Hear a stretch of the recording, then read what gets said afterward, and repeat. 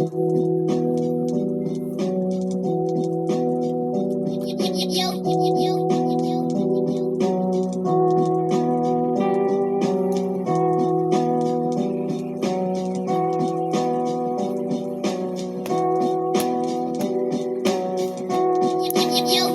maling pagtingin, ba't sa tao min ka tumitingin? Kasi magaling ba siya, malupit ba, astig ba, halos lahat nasa kanya na. Idol o Dilogs, boss ba ang tawag mo sa kanya? Sobrang grabe ang iyong paghanga sa kanya. Ang taas na halos hindi mo na maputol-putol ang ugat ng iyong pagtanim. Kasi nakatatag na sa isipan mo noon hanggang ngayon na siya pa rin ang pinakaang magaling para sa iyo. Daig pa ang ginayuma kanya, basta sa makamundo lahat ay kanyang gagawin.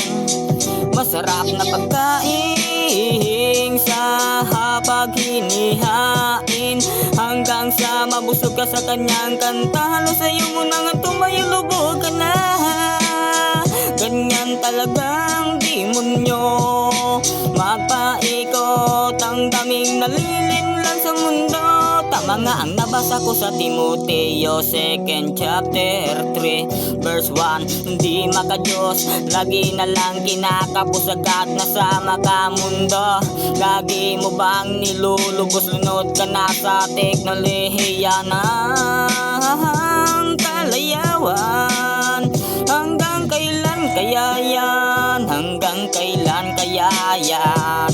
Mali ang iyong pagtingin, umahanga ka sa kanya imbis na kabiliban mo yung nagbigay sa kanya ng buhay, ng talento o kung ano man ang meron siya. Lahat ng yan sa Diyos nang galing, kaya minsan tayo rin ay balimbing.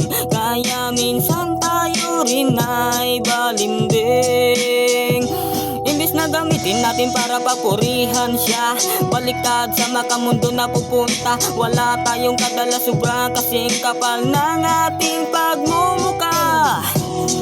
Rektahan ba pag ako ang nagsalita, kaibigan, sa pagkat maganda na yon kaysa manahimik na may sama ng loob sa'yo, diba? O diba mas maganda yung may nagpapaalala kaysa sa wala? Diba mas maganda yung may nagpapaalala kaysa sa wala, sa wala? Mga maling pagtingin sa tao, humahanga hindi sa lumikha ng sanlibutan.